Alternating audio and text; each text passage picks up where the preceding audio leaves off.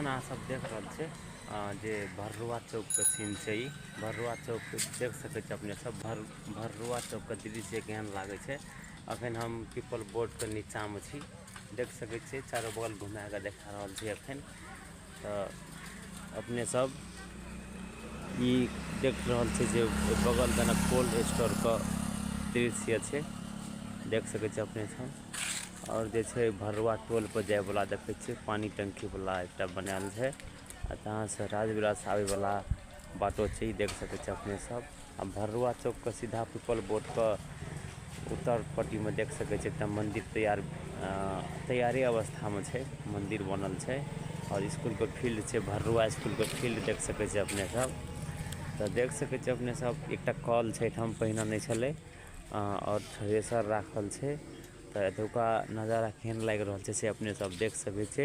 भरुआ चौक के सीन छी ई, देख सकै छी। एखन कते दुकान बंदे छै और कते एखन खुला छै। कथी ल तऽ आइ जे छै छठ के भोरका अर्घ छलै। भोरका अर्घ छलै जे कते आदमी जे छै छठ के घाट पर जे छै अथी सजेना रहे, सजावट खोले में हेतै। कते आदमी खाना खाए पिए देतै खातिर दुकान अखन जे छै बंदे छै दुकान। और देख सकै छी अपने सब खाने पानी के सीन, पानी टंकी का देख सकै छी अपने सब।